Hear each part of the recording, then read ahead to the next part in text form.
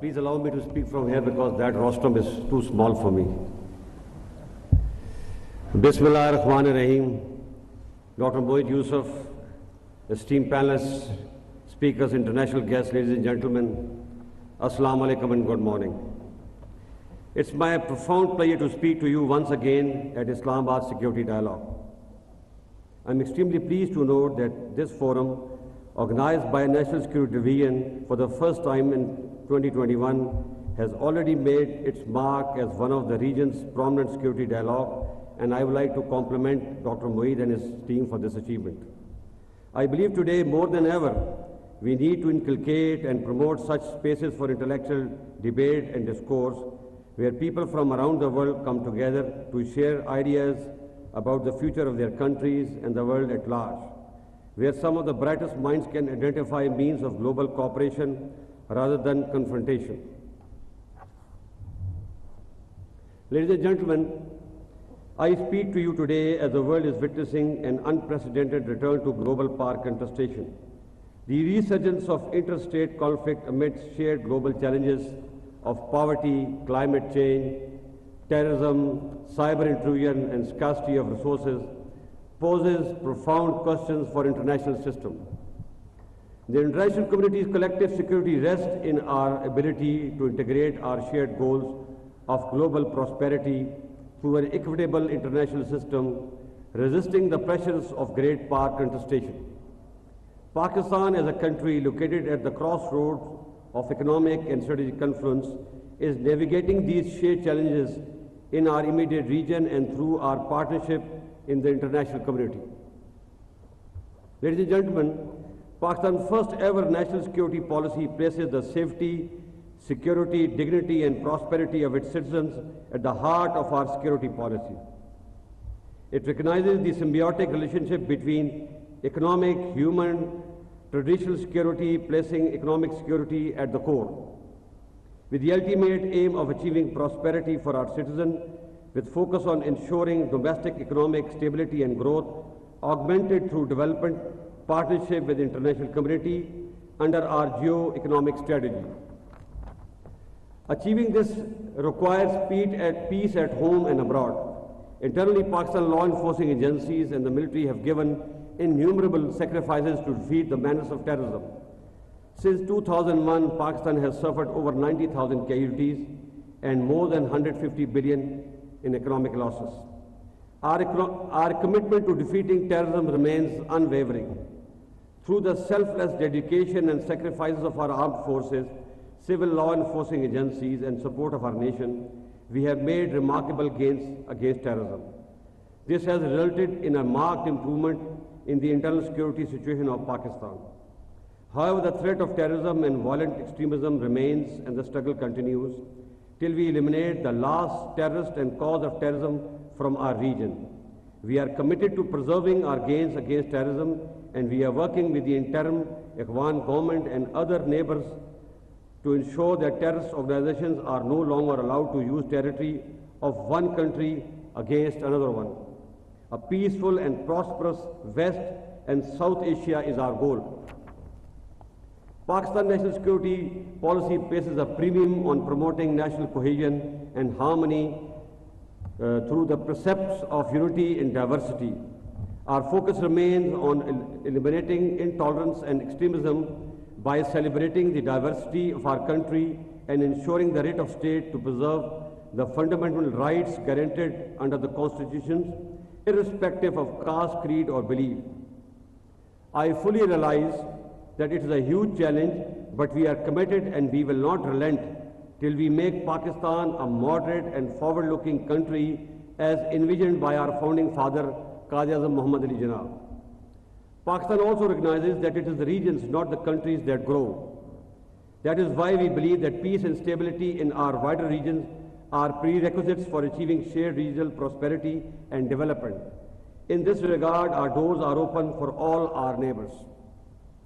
Ladies and gentlemen, for decades, conflict in our immediate West has created negative externalities and spillover effect that have adversely impacted our economy, society and security. This is why Pakistan continues to work closely with the international community to pursue peace and stability in Afghanistan. Unfortunately, lack of financial flows and continued sanctions are creating a humanitarian crisis in Afghanistan. Pakistan has worked tirelessly to provide humanitarian aid to the people of Afghanistan in collaboration with the international community, but much more is needed. It is our collective responsibility towards the people of Afghanistan to ensure that timely and adequate humanitarian aid flows into the country. While the world, especially the West, are preoccupied by the humanitarian crisis unfolding in Ukraine, we must ensure that 40 million Afghans who face terrible conditions are not forgotten. The consequences of our inability to address the humanitarian crisis in Afghanistan will not only lead to refugee crisis, but will again make Afghanistan an epicenter of terrorism where Daesh with its global agenda flourishes, which may result in more than one 9/11. Therefore, good or bad, it is important for the international community to keep Afghan government's nose above the water. The performance of present Afghan government is not satisfactory to say the least, but we have to be patient and accommodative. Instead of imposing sanctions which have never worked, we must incentivize Afghan for their positive behavioral change. While Pakistan shares some of the concerns of the international community, we believe that disengagement with Afghanistan is not an option. We urge the international community to share their concerns directly with the Afghan interim government and continue their engagement to ensure uninterrupted flow of humanitarian assistance to the people of Afghanistan. Pakistan already hosts nearly 4 million registered and unregistered Afghan refugees. We continue to host our Afghan brothers and sisters, but would like to work with the international community to create stable environment necessary for their time-bound and dignified return to Afghanistan. Ladies and gentlemen, towards the east, situation along the line of control is satisfactory and fairly peaceful. Mercifully, we have not seen any major incident along the line of control since last 1 year, which has brought great relief to the people living along both sides of the line of control. However, the recent incident involving Indian launching a supersonic cruise missile into Pakistan on 9th March 2022 is of serious concern. Unlike other incidents involving strategic weapon system, this is the first time in history that a supersonic cruise missile from one nuclear-armed nation has landed in another. This raises serious concerns about India's ability to manage and operate high-end weapon systems, and equally concerning is India's indifferent attitude in not informing Pakistan immediately about an inadvertent launch of the missile.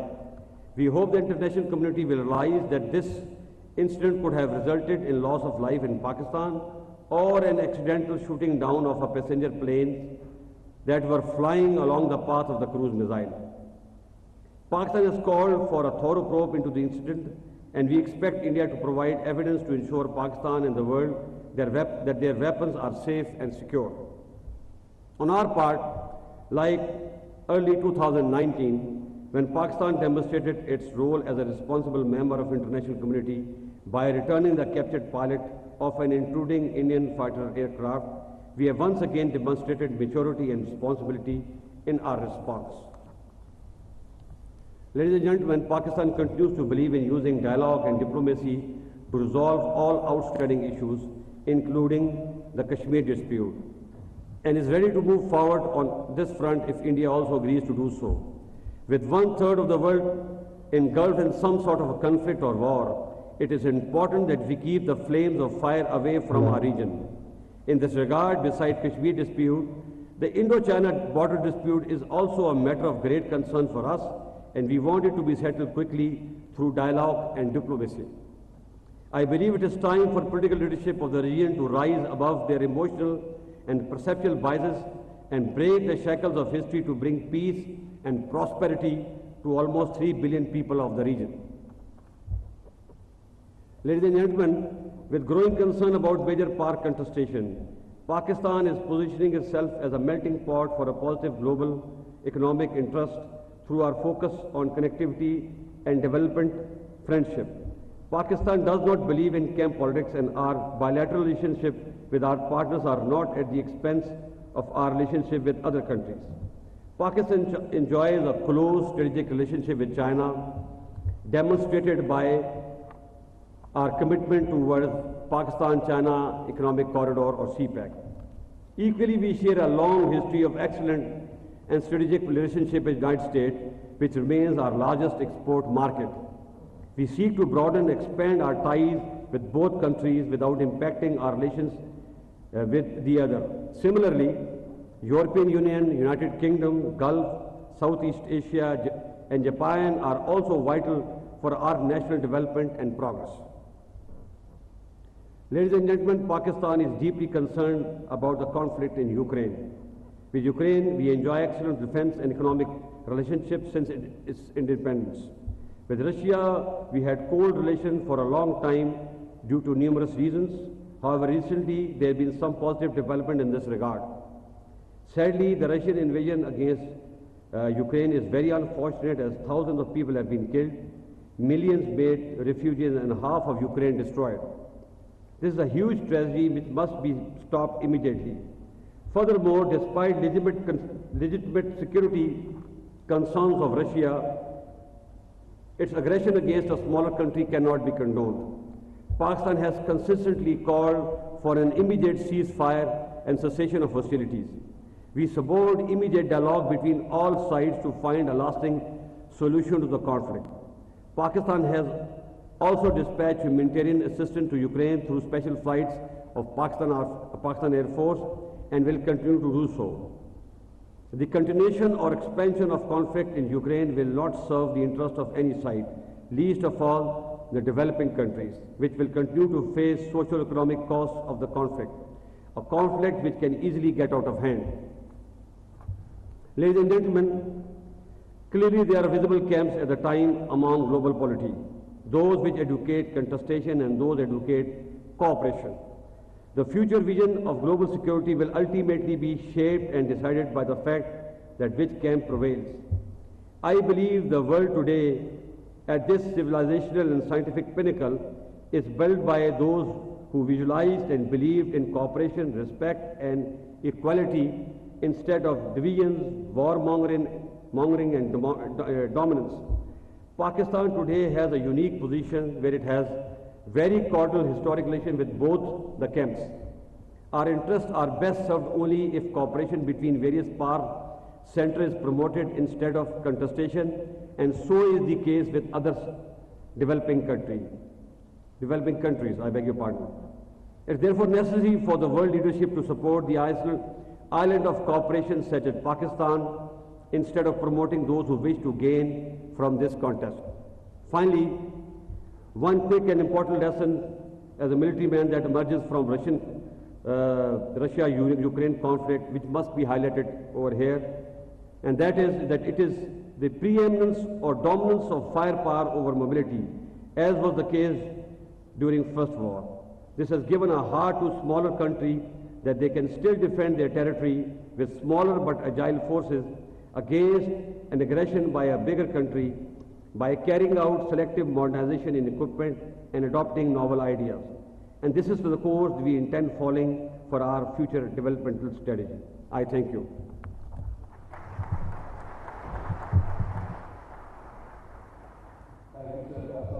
Ladies and gentlemen, we'll now be having a question and answer session with some housekeeping rules. Control room, can you please? Islamabad security dialogue जामे सलामती के मौजू पर Islamabad security dialogue की 2 रोज़ा तकरीब का इनेकाद किया गया। आज उसका दूसरा रोज़ है। सिक्योरिटी डायलॉग इजलास इस्लामाबाद में जारी है। Army chief general Qamar Javed Bajwa इस तकरीब से खिताब कर रहे थे। अपने खिताब के दौरान उनका यह कहना था कि वो तमाम मेहमानों को खुशामदीद कहते हैं। सिक्योरिटी डायलॉग की दूसरी बार मुखातिब होने पर वो खुशी महसूस कर रहे हैं। दहशतगर्दी के खात्मे के हवाले से उनका कहना था कि पाकिस्तान ने हमसाया ममालिक के साथ मिलकर काम कर रहा है। उनका यह कहना था